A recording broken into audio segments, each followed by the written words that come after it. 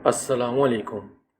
اگر آپ ہمارے چینل پہ نئے ہیں تو اس کو سبسکرائب کر لیں اور بیل آئیکن کو پریس کرنا مت بھولیے گا تاکہ ہماری ہر آنے والی ویڈیو کا نوٹیفیکیشن آپ کو مل سکے۔ میں اپنے کمرے میں ڈری سہمی بیٹھی ہوئی تھی۔ میری ساس کے کمرے میں آج پھر پنچایت لگی ہوئی تھی۔ میری ساس، سسر، جیٹھ اور جٹھانی سب موجود تھے۔ میرے شوہر صوفے پر سر جھکائے عاجزی سے بیٹھے ہوئے تھے۔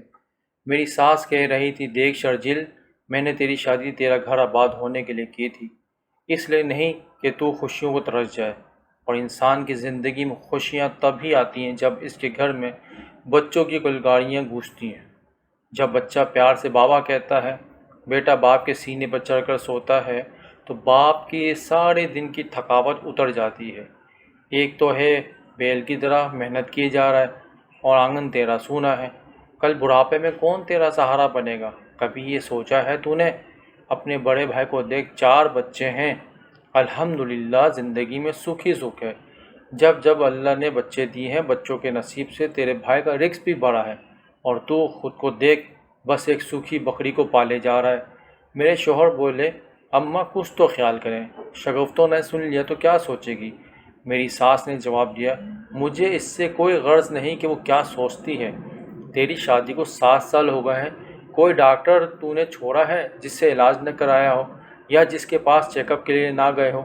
تیری شادی کو 5 سال ہوئے تھے، میں نے تو تب ہی کہہ دیا تھا کہ یا تو اولاد ہوگی یا نہیں، یا 15-20 سال کے بعد کسی معاوضے سے ہوگی۔ یہ 2 سال بھی میں صرف تیرے کہنے پر خاموش رہی ہوں۔ مگر پتر، اب 7 سال گزر چکے ہیں، اولاد کے لیے بندہ کیا کیا جتن نہیں کرتا ہے۔ تو اگر دوسری شادی کر لے گا تو کون سی قیامت آ جائے گی؟ پھر وہ میرے سسر سے مخاطب ہو کر بولی، شرجیل کے ابا، آپ کیوں خاموش ہیں؟ کچھ کہتے کیوں نہیں؟ میرے سسر نے بیوی کی تائید کرتے ہوئے کہا، دیکھو بیٹا، میرا خیال ہے کہ تمہاری ماں ٹھیک کہہ رہی ہے۔ میری ساس نے کہا، بس جو میں نے کہہ دیا وہی فائنل ہے، فیصلہ ہو چکا ہے۔ میں آج ہی اپنی بہن سے بات کرتی ہوں کہ یہ سن کر میرے شوہر کھڑے ہو گئے اور بولے، اماں آپ کو جلدی کیا ہے؟ کیوں آپ ہتھیلی پر سرسوں جمانا چاہتی ہیں؟ میری ساس نے کہا، پتر، تیری زندگی کے 7 سال ضائع ہو گئے، پہلے ہی بہت دیر ہو چکی ہے، اوپر سے تو ہتھیلی اور سرسوں کی باتیں کر رہا ہے۔ میرے شوہر یہ کہہ کر کمرے سے باہر نکلنے کے لیے مڑے۔ اماں، جلد بازی کی ضرورت نہیں ہے، مجھے سوچنے کے لیے وقت دیں۔ میری ساس نے کہا، ٹھیک ہے، پھر اگر تو دوسری شادی نہیں کرنا چاہتا تو اپنی پہلی بیوی کو لے کر الگ ہو جا۔ یہ سنتے ہی میرے جیٹھ بولے، اماں یہ آپ کیا کہہ رہی ہیں؟ میری ساس نے کہا، یہ میرا آخری فیصلہ ہے۔ میرے شوہر نے جواب دیا، ٹھیک ہے اماں، میں شگفتہ کو لے کر الگ ہو جاتا ہوں۔ یہ کہہ کر میرے شوہر کمرے سے نکل آئے۔ میرے جیٹھ ان کے پیچھے یہ کہتے ہوئے آئے، شرجیل، یہ کیا بچپنا ہے؟ لیکن میری ساس نے بیٹے کو روک دیا، رک جاؤ محسن، اس نے فیصلہ کر لیا ہے تو اسے جانے دو۔ میرے شوہر کمرے میں آئے۔ میں دروازے کے ساتھ لگی کھڑی آنسو بہا رہی تھی۔ شرجیل نے ڈریسنگ ٹیبل پر پڑی اپنی بائک کی چابی اٹھائی، مجھے نظر بھر کر دیکھا جیسے کچھ کہنا چاہ رہے ہوں، لیکن کچھ کہے بغیر وہ کمرے سے نکل گئے۔ میری ساس نے تو بالکل مجھ سے منہ پھیر لیا تھا۔ وہ یہ سمجھتی تھیں کہ میں نے ان سے ان کا بیٹا چھین لیا ہے، جبکہ ایسا نہیں تھا۔ شرجیل اس لیے میری قدر کرتے تھے کہ میں ان کے منہ سے نکلے ہوئے الفاظ کو ہمیشہ اپنی پلکوں پر رکھ دی اور ان کی ہر جائز بات کو ماننا اپنا فرض اور اولین سمجھتی تھی۔ اولاد کے حوالے سے میری ساس کی سارے باتیں ٹھیک تھیں، مگر مجھے دکھ یہ تھا کہ اولاد کے لیے میری طرف میری ساس کبھی نہ دیکھ سکیں، کیونکہ وہ اکثر یہ بات کہتی ہیں کہ تمہیں تو کوئی فکر ہی نہیں ہے کہ اولاد ہو یا نہ ہو۔ میری ساس کی جلی کٹی باتیں روزانہ میرے دل پر گہرے زخم لگاتی، مگر میں نے کبھی اپنی ساس کو پلٹ کر جواب نہ دیا تھا۔ چند دن گھر میں بالکل میں خاموش رہی، بلے ضرورت کوئی کسی سے بات نہ کرتا، ایسا لگ رہا تھا جیسے سبھی ایک دوسرے سے ناراض ہیں۔ میری ساس نے مجھے کچن میں آنے اور گھر کے کسی بھی کام کو ہاتھ لگانے سے منع کر دیا۔ میں سارا دن کسی فالتو سامان کی طرح اپنے کمرے میں پڑی رہتی۔ میرے حصے کا کھانا میری جیٹھانی کمرے میں ہی پہنچا دیتی۔ نہ جانے ایسا کب تک چلنے والا تھا۔ ادھر میرے شوہر اس دن کے بعد سے گھر سے سارا دن غائب رہنے لگے۔ راتوں کو بھی کافی دیر سے گھر آتے اور کھانا کھا کر خاموشی سے سو جاتے۔ ان کی پریشانی ان کے چہرے پر لکھی ہوئی تھی، اس لیے مجھے ان سے کچھ بھی پوچھنے کی ہمت نہ ہوئی۔ اسی طرح ایک ہفتہ گزر گیا۔ ایک دن میرے شوہر ڈیوٹی سے جلدی گھر آ گئے اور مجھے کہنے لگے، شگفتہ اپنے سامان کی پیکنگ کر لو۔ کئی دن کی تلاش کے بعد مجھے بہت اچھا مکان کرائے پر مل گیا ہے، تو پچھلے ایک ہفتے سے میرے شوہر ڈیوٹی سے مکان کی تلاش میں مارے پھر رہے تھے اور اسی لیے وہ گھر میں بھی لیٹ آ رہے تھے۔ یہ خبر گھر والوں تک پہنچی تو گھر میں پہلے ہی سناٹا چھایا ہوا تھا، مزید سناٹا چھا گیا۔ میری ساس بیٹے سے کوئی بات کرنے کے لیے تیار نہ تھی، جبکہ میرے سسر نے بیٹے سے اپنا ارادہ بدلنے کے لیے کہا، مگر میرے شوہر نے کہا، ابو میرا خیال ہے کہ کچھ وقت کے لیے فیصلہ کر لیں تاکہ غلط فہمیاں ختم ہو سکیں۔ میری ساس کے آنسو گر رہے تھے۔ وہ بولی، خیال رکھنا بیٹا، کہیں یہ فاصلے بڑھ ہی نہ جائیں۔ شرجیل ماں کے قدموں میں بیٹھ گئے اور بولے، اماں ہمارے لیے تو آپ ہی سب کچھ ہیں، میں آپ سے بالکل ناراض نہیں ہوں، میں تو بس ہم سب کو کچھ وقت دینا چاہتا ہوں۔ میری ساس نے آنسو صاف کرتے ہوئے کہا، ٹھیک ہے، تمہیں یہی بہتر لگتا ہے تو تم جاؤ، کوئی تمہیں نہیں روکے گا، وقت خود ہی سارے فیصلے کر دے گا۔ شرجیل نے ماں جی کے پاؤں چومے اور گاڑی منگوا لی۔ گھر والوں سے اجازت لے کے ہم اپنی زندگی کے نئے سفر کے لیے نکلے۔ بس میری ساس مجھ سے سخت ناراض تھی۔ وہ مجھ سے نہ ملی بلکہ مجھے دیکھ کر منہ پھیر لیا۔ ساس کی ناراضگی بہت سخت تھی۔ میں اس دعا کے ساتھ گھر سے نکلی کہ اللہ میری گود بھر دے اور میری ساس کی ناراضگی ختم ہو جائے۔ ہماری گاڑی مکان کے باہر رکی۔ ہم دونوں میاں بیوی موٹر سائیکل پر سوار تھے۔ اتنا خوبصورت علاقہ دیکھ کر میری آنکھیں کھلی کی کھلی رہ گئیں۔ ہمارے چاروں طرف سیب کے باغات تھے۔ شرجیل گاڑی سے سامان اتروا کر گھر کے اندر رکھوانے لگے۔ گھر بھی بہت خوبصورت تھا۔ سیب کے باغ کے بیچوں بیچ ہمارا گھر کسی خواب جیسا لگ رہا تھا۔ شرجیل کی آواز آئی، شگفتہ کہاں گم ہو گئی ہو، اندر آ جاؤ۔ میں مسکرائی اور یہ کہتے ہوئے گھر کی طرف چل پڑی۔ جہاں آپ لے آئے میں یہاں گم ہو ہی نہ جاؤں۔ وہاں سے اور کہنے لگی، اچھا اندر چلو، سب بتاتا ہوں۔ ہم کرائے کے گھر میں شفٹ ہو گئے۔ میرے شوہر فیکٹری میں سپروائزر کی جاب کر رہے تھے۔ تنخواہ اچھی تھی۔ میرا گھر سسرال سے تقریباً 1 گھنٹے کے سفر پر تھا۔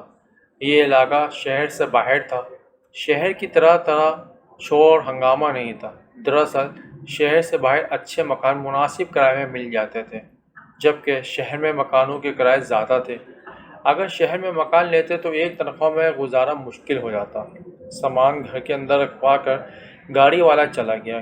شرجیل نے کہا، یہ گھر میری فیکٹری کے مالک کا ہے۔ میں گھر کے لیے پریشان تھا۔ انہوں نے میری پریشانی دیکھی تو خود ہی پوچھنے لگے۔ میں نے وجہ بتائی۔ بس اسی شام وہ مجھے لے کر یہاں آ گئے۔ پوچھا، یہاں رہ لوگے؟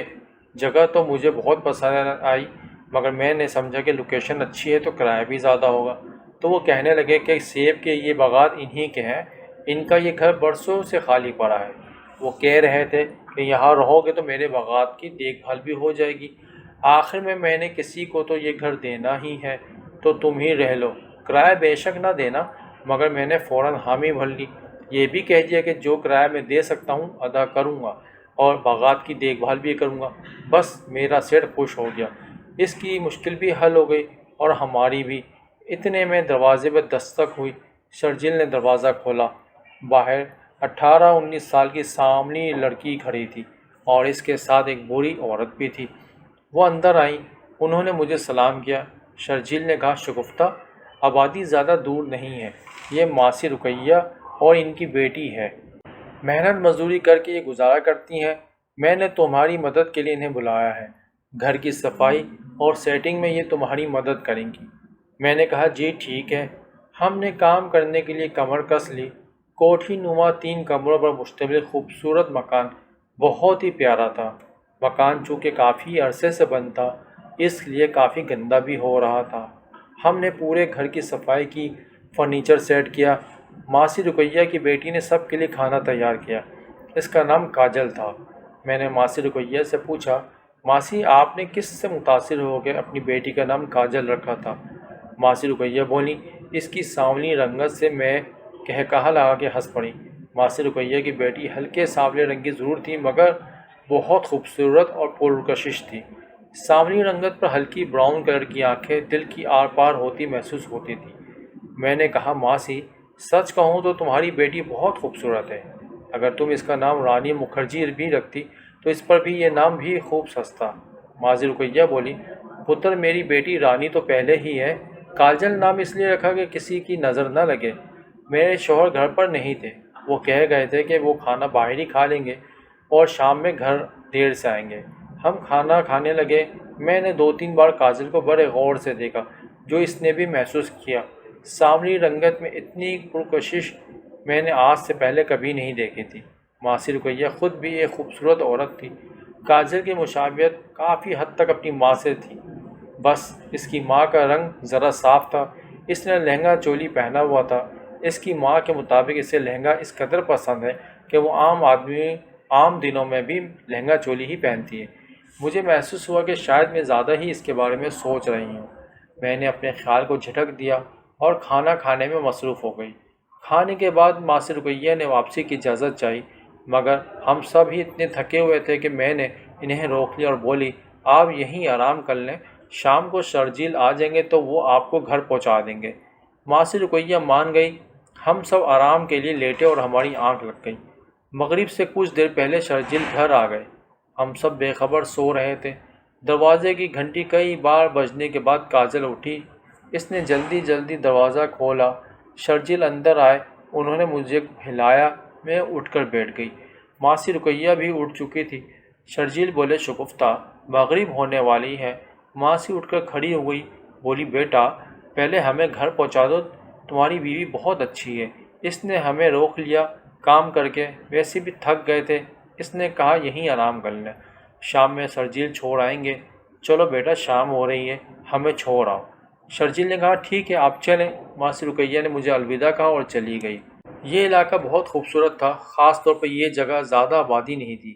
دور دور ڈیرے بنے ہوئے تھے، کئی ایکڑ پر پھیلا باغات کا یہ سلسلہ نہایت ہی خوبصورت منظر پیش کرتا۔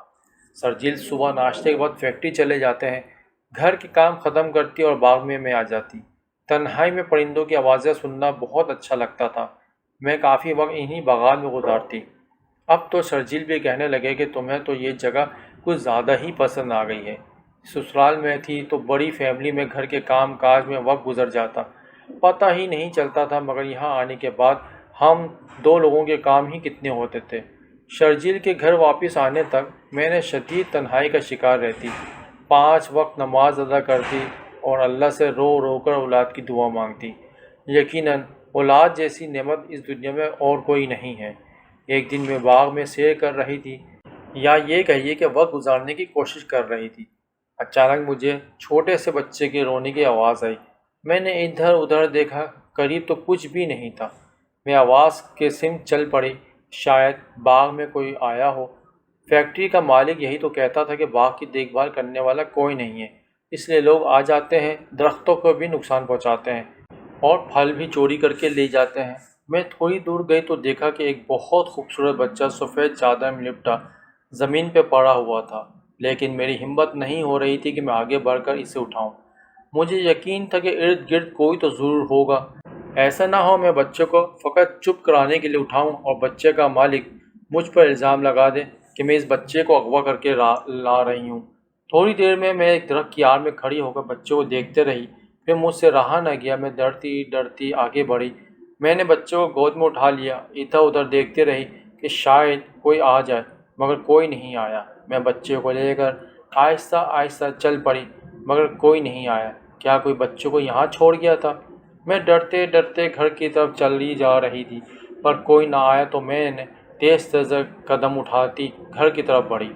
میں گھر کے اندر داخل ہوئی، دروازہ بند کیا، اپنے کمرے میں آ گئی۔ میں نے بچہ بیڈ پر لٹایا، وہ خاموش ہو گیا تھا اور اپنی موٹی موٹی آنکھوں سے مجھے دیکھ رہا تھا۔ بچے کی عمر 5 سے 6 ماہ ہو گئی۔ اتنی خوبصورت بچہ کوئی کیسے باغ میں اکیلا چھوڑ سکتا تھا؟ میرے ذہن میں طرح طرح کے سوال آ رہے تھے۔ بچہ دوبارہ رونے لگ گیا، میں کیا کرتی؟ میرے پاس تو فیڈر بھی نہیں تھا کہ فیڈر سے اسے دودھ پلاتی۔ میں نے کپ میں دودھ لیا اور چمچ سے اس کے منہ میں دودھ ڈالنے لگی۔ بچہ بہت بھوکا تھا، وہ آدھا کپ دودھ پی گیا، بلکہ دودھ پیتے پیتے سو گیا۔ میں نے کپ رکھا، اس کا منہ صاف کیا اور اسے گود میں لے لیا۔ گورا رنگ، بھورے بال، ہلکی بھوری آنکھیں، گلابی ہونٹ، بڑے خوبصورت ماں باپ کی اولاد تھا۔ نہ جانے کون اسے باغ میں چھوڑ گیا تھا۔ شاید اس کے ماں باپ اسے ڈھونڈتے ہوئے آ جائیں۔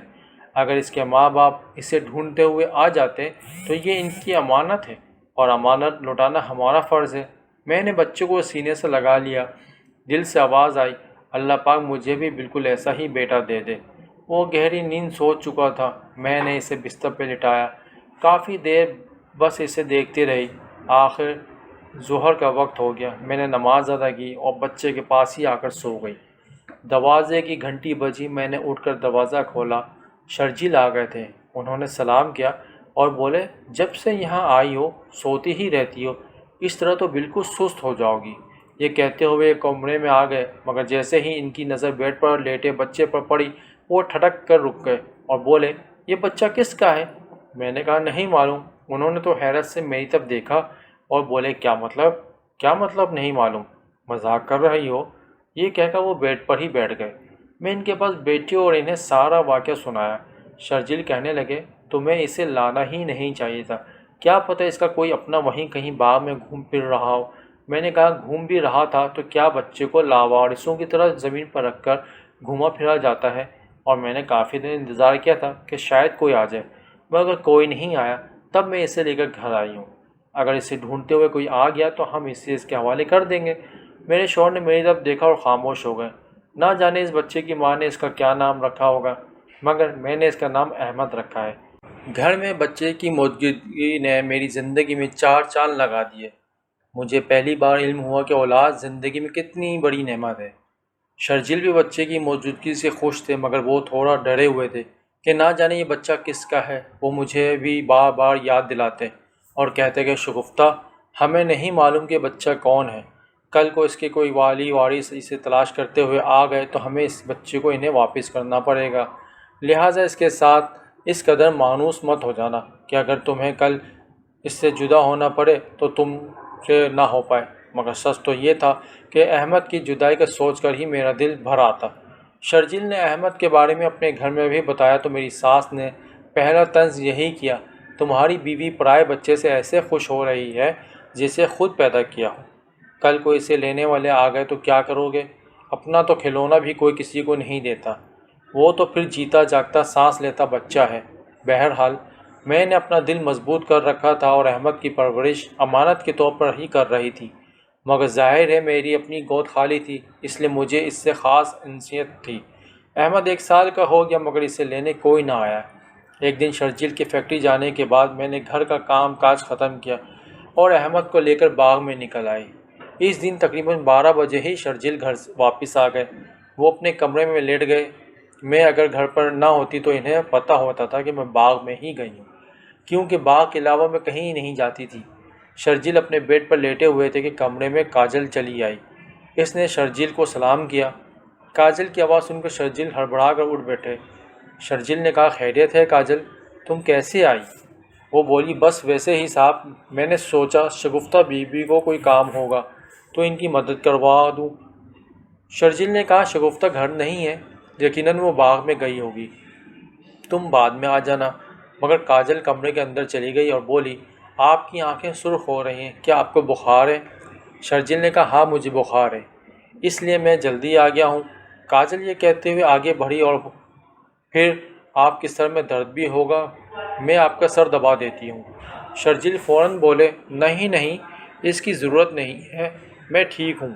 مگر کاجل شرجیل کے بیڈ کے قریب بیٹھ گئی اور بولی، کوئی بات نہیں ہے صاحب، میں دبا دیتی ہوں۔ اتنے میں پہنچ گئی۔ میں حیران پریشان کاجل کو دیکھ رہی تھی۔ مجھے دیکھتے ہی وہ رک گئی اور شرجیل بستر سے کھڑے ہو گئے۔ بولے، کاجل تم سے ملنے آئی ہے۔ میں کمرے کے اندر گئی اور کہا، میں تو گھر پر نہیں تھی تو تمہیں واپس چلے جانا چاہیے تھا۔ وہ لڑکھڑاتی زبان کے ساتھ بولی، جی میں جا ہی رہی تھی، مگر صاحب کو بخار تھا تو ان کا حال پوچھنے کے لیے رک گئی۔ میں کاجل کے سامنے کھڑی غور سے اسے دیکھ رہی تھی۔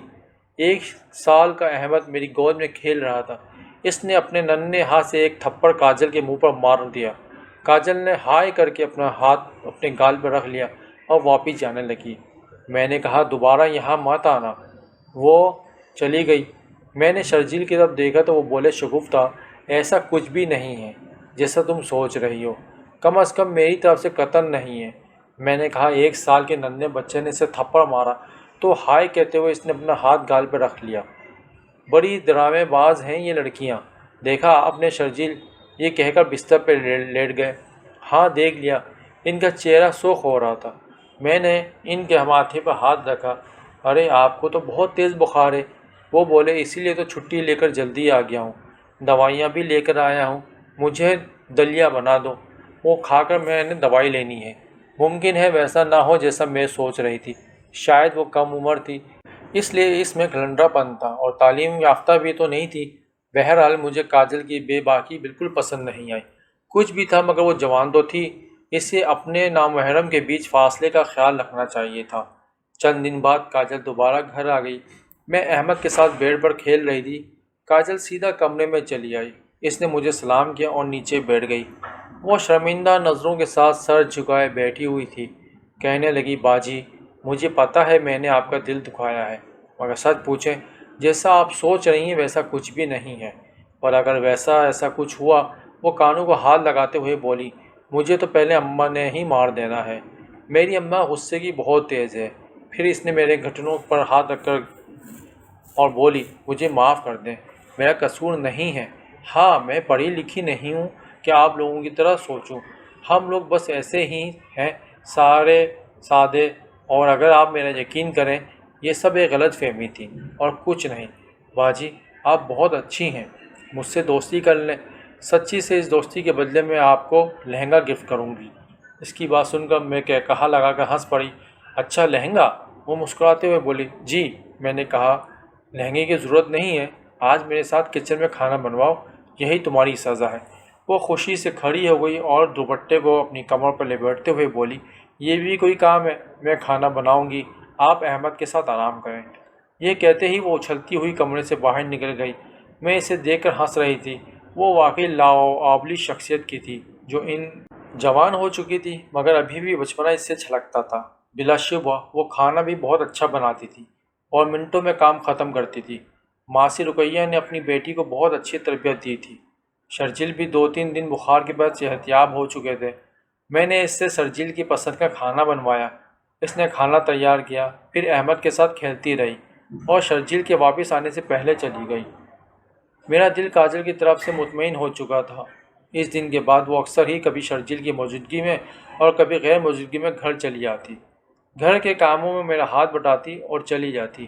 میری روٹین تھی کہ میں تھوڑے یا زیادہ وقت کے لیے احمد کو لے کر دن میں ایک بار سیب کے باغات میں چہل قدمی کے لیے ضرور جاتی۔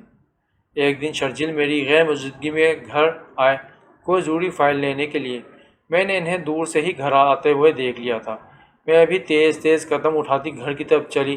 مجھے یہی ڈر تھا کہ آج پھر وہ جلدی آ گئے ہیں، کہیں انہیں پھر سے بخار تو نہیں ہو گیا، مگر میری نظر کاجل پر پڑی، وہ بھی گھر کی طرف جا رہی تھی۔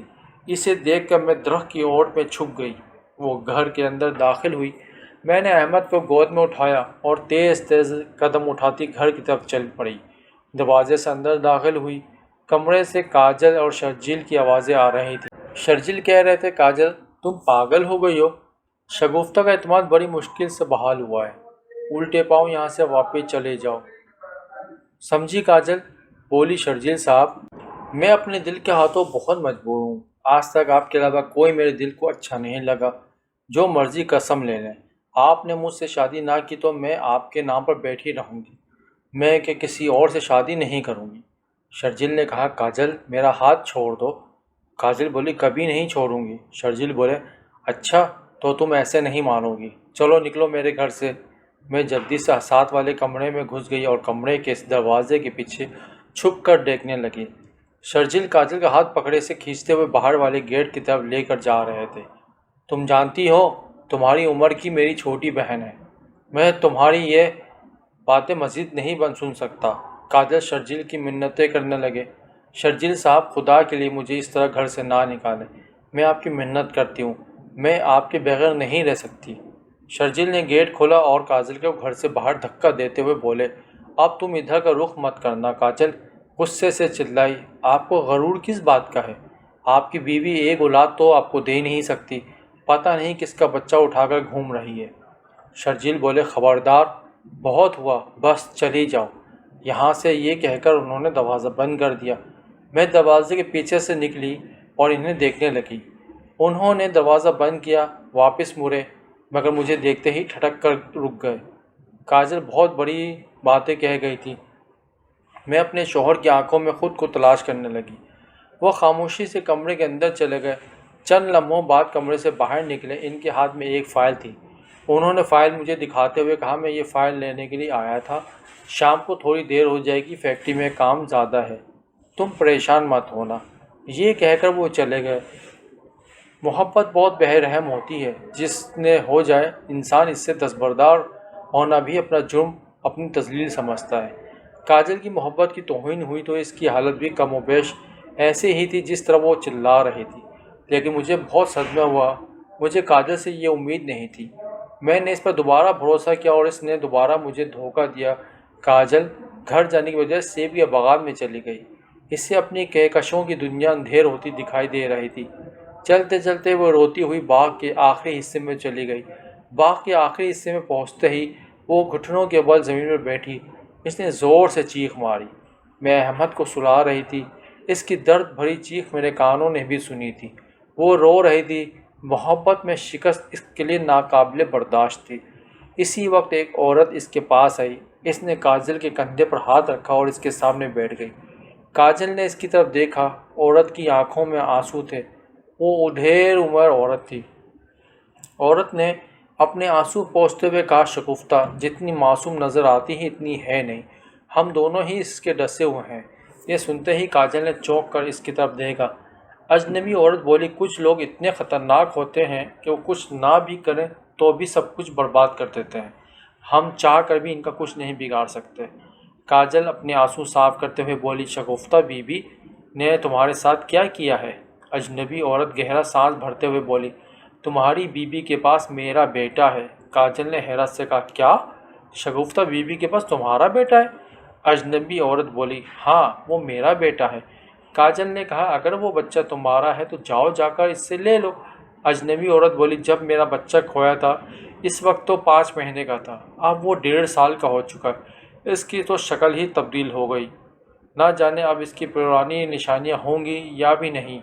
میری بات کو کون یقین کرے گا؟ کاجل نے کہا، پھر میں آپ کی بات کا کیوں یقین کروں؟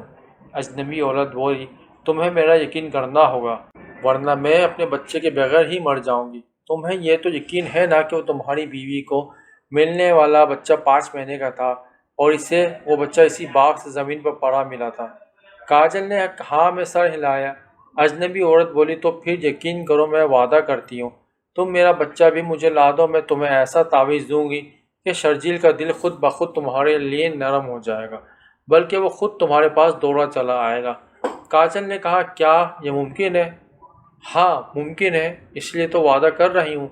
کاجل نے پوچھا، مجھے کیا کرنا ہوگا؟ اجنبی عورت بولی، کل کسی طرح میرے بچے کو چھپا کر اسی جگہ لے آنا۔ میں تمہیں ایسا تعویذ دوں گی جو شرجیل کے دروازے پر دفن کرتے ہی اس کے گھر کے دروازے تمہارے لیے کھل جائیں گے۔ کاجل نے اس کے ساتھ وعدہ کر لیا۔ اگلے دن میں دوپہر کا کھانا بنانے میں مصروف تھی۔ احمد کمرے میں سو رہا تھا۔ مجھے آہٹ محسوس ہوئی تو میں فوراً کچن سے نکل لی۔ کیا دیکھتی ہوں کہ کاجل نے احمد کو اٹھایا ہوا تھا۔ میں نے کہا، تم یہاں کیا کر رہی ہو؟ مگر وہ باہر والے دروازے کی طرف دوڑ پڑی۔ میں چلائی، کہاں جا رہی ہو؟ رک جاؤ۔ میں اس کے پیچھے پیچھے بھاگی۔ اس سے پہلے کہ وہ دروازہ کھول کر باہر نکلتی، میں نے اسے پکڑ لیا۔ میں نے اس کے ہاتھ سے احمد کو چھینا اور اسے تھپڑ دے مارا۔ کہاں لے جا رہی تھی میرے بیٹے کو؟ وہ بولی، یہ تمہارا بیٹا نہیں ہے۔ وہ احمد کو مجھ سے چھیننے لگی۔ اسی دوران احمد اٹھ گیا۔ میں نے اسے دھکا دیا، وہ پیچھے ہٹی۔ میں نے دروازہ کھولا تاکہ اسے گھر سے باہر نکال سکوں، لیکن اس نے کسی بھپڑی ہوئی شیرنی کی طرح مجھ پر حملہ کر دیا۔ احمد نے اپنے ننھے ہاتھوں سے اس کے بال کھینچے، مگر اتنی زور سے کھینچے پر وہ چلا اٹھی اور حیرت سے احمد کی طرف دیکھتے ہوئے بولی، اتنے چھوٹے سے بچے میں اتنی طاقت کہاں سے آئی؟ شگفتہ بی بی آج یا تو آپ رہیں گی یا میں۔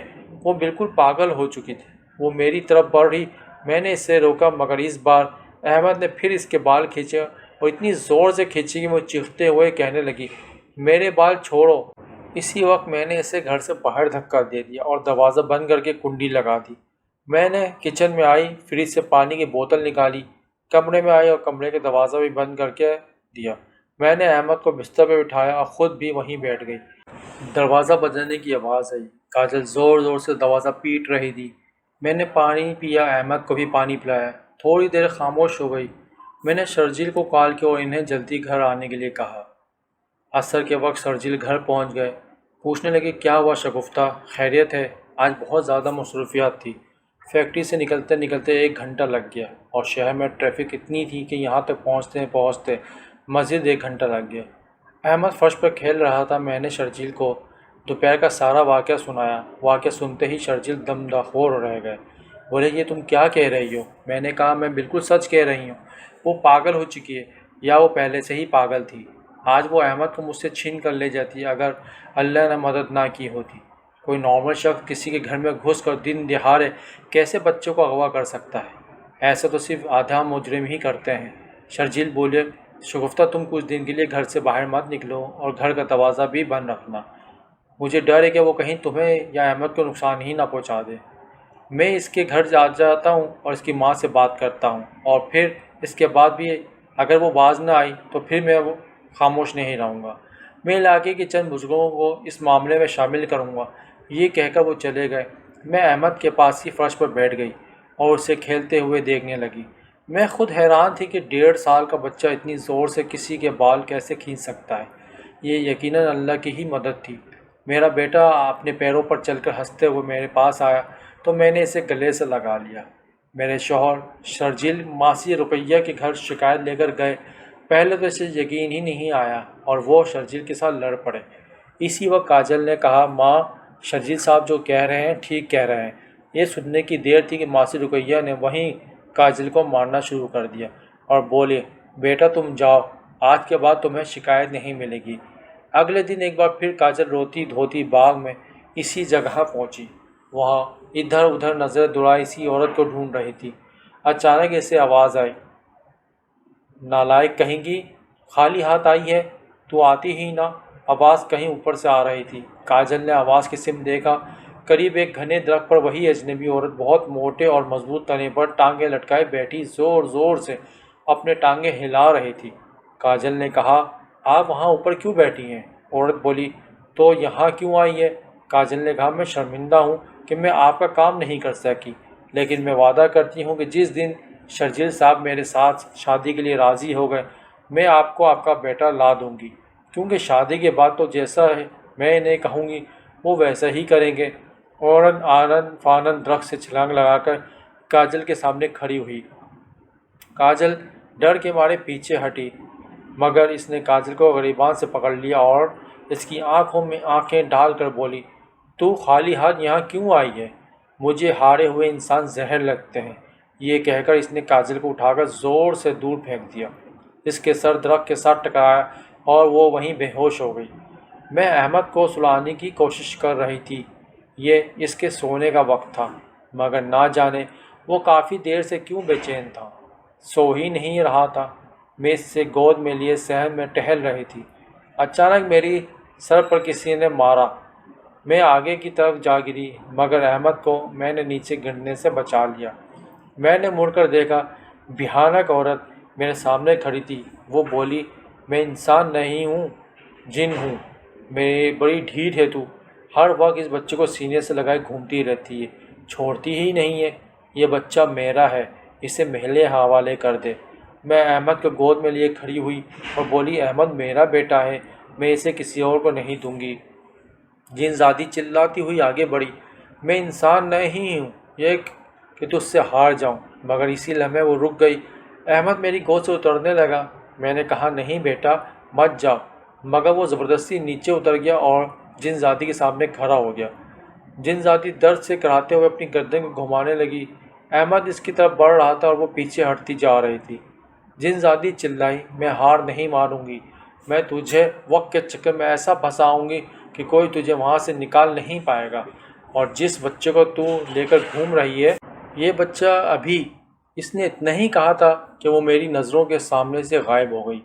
احمد میری طرف بڑھا، مگر میں اس سے خوفزدہ تھی، لیکن ہمیشہ کی طرح وہ بھاگتا ہوا میری ٹانگوں سے لپٹ گیا اور بولا ماما ماما، میں نے اسے اٹھایا اور اندر کمرے میں لے آئی۔ اگلی صبح میں سو کر اٹھی۔ میں کمرے میں اپنی بستر پہ لیٹی ہوئی تھی۔ شرجیل احمد کو گود میں لیے صوفے پہ بیٹھے ہوئے تھے اور بہت پریشان لگ رہے تھے۔ میری نظر گھڑی پر پڑی۔ صبح کے 9 بج رہے تھے۔ آج میں کافی دیر تک سوتی رہی تھی۔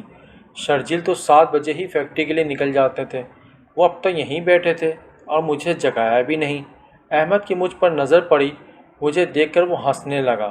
میں اٹھی اور شرجیل کی طرف چل پڑی۔ چند قدم چلی ہوں گی کہ میں کسی چیز سے ٹکرائی اور پیچھے ہٹ گئی۔ میں نے پھر آگے بڑھنے کی کوشش کی مگر پھر ٹکرائی اور پیچھے ہٹ گئی۔ میرے سامنے کیا چیز تھی؟ میں آگے کیوں نہیں بڑھ پا رہی تھی؟ شرجیل بھی میری طرف نہیں دیکھ رہے تھے۔ اتنے میں شرجیل کو فون آیا۔ انہوں نے پاس پڑا موبائل اٹھایا اور کہنے لگی، بھائی صاحب پتہ نہیں شگفتہ کہاں چلی گئی ہے، کل شام سے غائب ہے۔ میں تو یہاں ہوں۔ شرجیل کیا ہو گیا ہے آپ کو؟ بھائی اب میں رپورٹ درج کرنے تھانے ہی جا رہا ہوں۔ چلیں ٹھیک ہے، آپ آ جائیں، میں آپ کا انتظار کرتا ہوں۔ یہ کہہ کر انہوں نے فون بند کر دیا۔ میں چلائی، شرجیل میں آپ کے سامنے تو کھڑی ہوں، آپ مجھے دیکھ کیوں نہیں رہے؟ مگر جیسے ہی میں آگے بڑھتی پھر وہیں رک جاتی۔ اتنے میں شرجیل اٹھے اور احمد کو لے کر باہر نکل گئے۔ احمد میری طرف دیکھ کر ہنس رہا تھا جیسے میرے پاس آنا چاہتا ہو۔ میں نے غور کیا تو بڑے سامنے شیشے کی نہایت ہی باریک دیوار تھی۔ پھر میں اسے اپنے ہاتھوں سے چھوتی چلی گئی۔ صرف سامنے نہیں، میں شیشے کے بہت بڑے باکس کے اندر قید تھی۔ شاید میری آواز بھی باہر نہیں جا رہی تھی، مگر یہ کیسے ہو سکتا ہے؟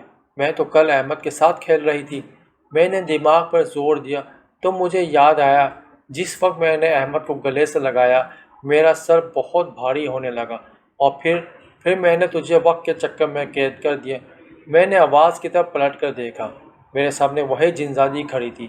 وہ مجھے دیکھ کر خوفناک طریقے سے ہنس رہی تھی۔ میں بولی، تم کون ہو؟ مجھ سے کیا چاہتی ہو؟ وہ بولی، میں ایک چڑیل ہوں اور جس بچے کو لے کر تو گھوم رہی ہے وہ کسی انسان کا نہیں، جن کا بچہ ہے، کوکاف کا شہزادہ ہے۔ میں تب سے اسے ڈھونڈ رہی ہوں جب سے وہ پیدا ہوا ہے، مگر اس کی مکار ماں اسے مجھ سے چھپاتی رہی، اور ایک دن نہ جانے کب وہ اپنے بچے کو اس دنیا میں چھوڑ گئی۔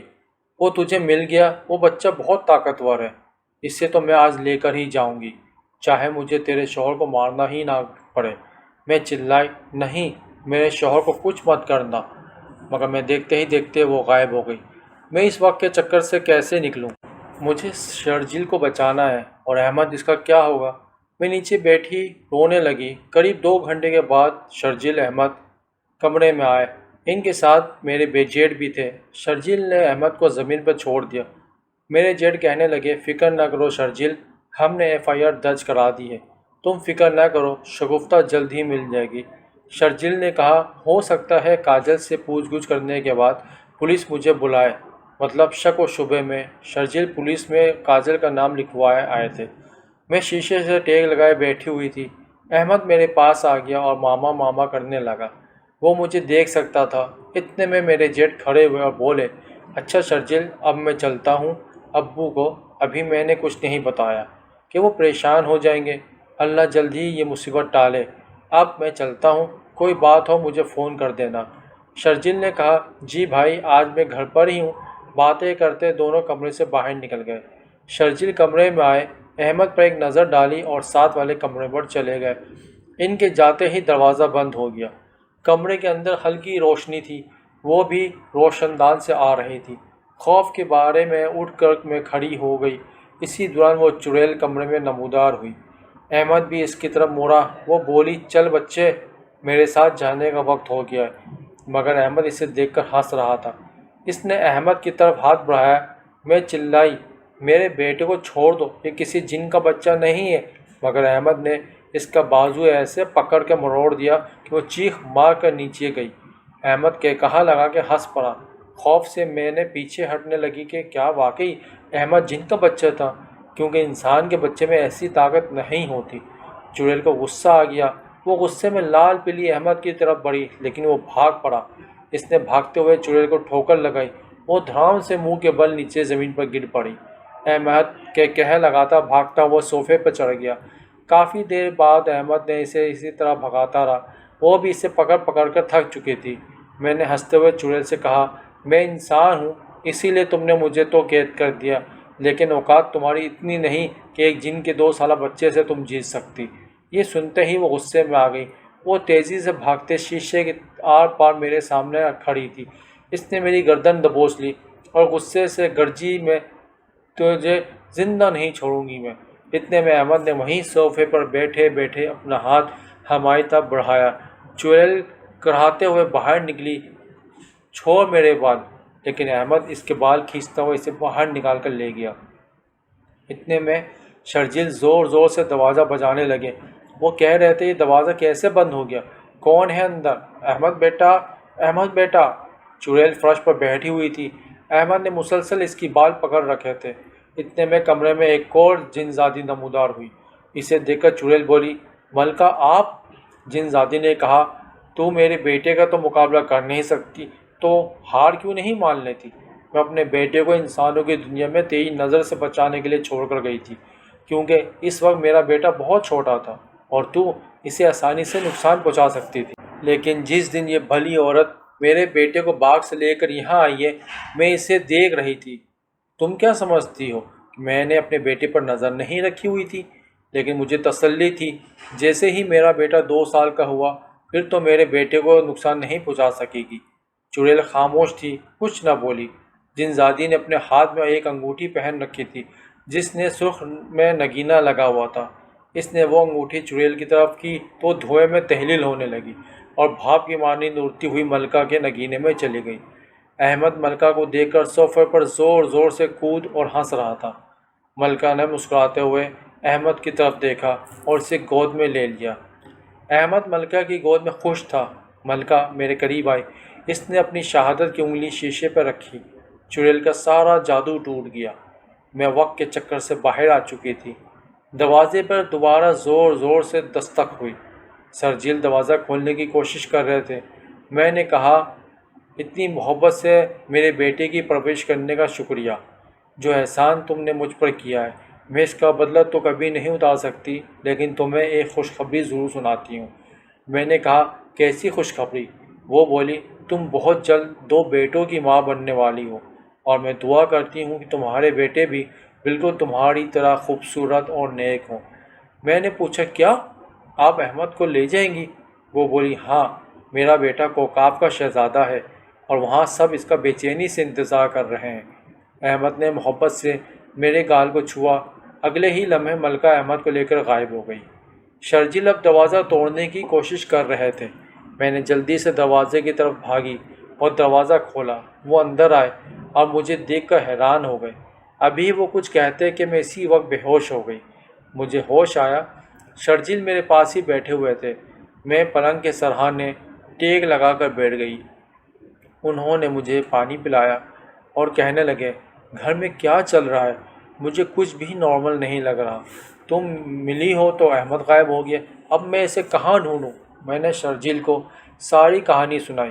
شرجیل کو میری باتوں پر شاید کبھی یقین نہ تھا، لیکن جس طرح احمد غائب ہوا تھا، انہیں میری بات کا یقین آ گیا۔ انہوں نے بتایا، کاجل کو ڈھونڈتے ہوئے پولیس کو وہ باغ میں بے ہوش ملی ہے۔ وہ 24 گھنٹے سے باغ میں بے ہوش پڑی تھی۔ اسے ہاسپٹل منتقل کر دیا گیا ہے۔ اس کی حالت اچھی نہیں ہے، دعا کرو وہ ٹھیک ہو جائے۔ چند دنوں میں سب کچھ نارمل ہو گیا۔ کاجل صحتیاب ہو کر اپنے گھر آ گئی۔ میری طبیعت کچھ خراب رہنے لگی۔ شرجیل مجھے ڈاکٹر کے پاس لے گئے تو پتہ چلا کہ میں ماں بننے والی ہوں۔ ہمارے لیے خوشیوں کے دروازے کھل گئے تھے۔ مجھے ملکہ کی کہی بات یاد آنے لگی۔ وہ سچ کہہ رہی تھی۔ شرجیل خوشی سے پھولے نہیں سما رہے تھے۔ انہوں نے یہ بھی خبر فون کر کے گھر والوں کو سنائی۔ سسرال میں بھی سب خاموش تھے، مگر میری ساس اب تک خاموش تھی۔ تقریباً 4 ماہ بعد الٹرا ساؤنڈ میں پتہ چلا کہ ایک نہیں، جڑواں بچے ہوں گے۔ ملکہ کی کہی ایک ایک بات سچ ثابت ہو رہی تھی۔ جڑواں بچوں کی خبر سنتے ہی میری ساس کا فون آیا، شرجیل، شگفتہ کو لے کے فوراً گھر آؤ، اسے گھر میں آرام کی ضرورت ہے۔ ہم دونوں بہت خوش تھے۔ ہم نے سامان پیک کیا۔ شرجیل نے سامان والی گاڑی میں گھر بھجوا دی اور دوسری گاڑی میں ہم بیٹھنے ہی لگے تھے کہ کاجل آ گئی۔ اس نے گاڑی کا دروازہ پکڑ لیا اور بولی، شگفتہ بی بی، مجھے معاف کر دیں۔ پھر کاجل نے مختصراً اپنی کہانی سنائی اور بولی، میں بہت شرمندہ ہوں۔ اس کے بعد ہم گاڑی میں بیٹھے اور اپنے گھر پہنچ گئے۔ اللہ نے 1 سال بعد مجھے 2 جڑواں بیٹوں سے نوازا۔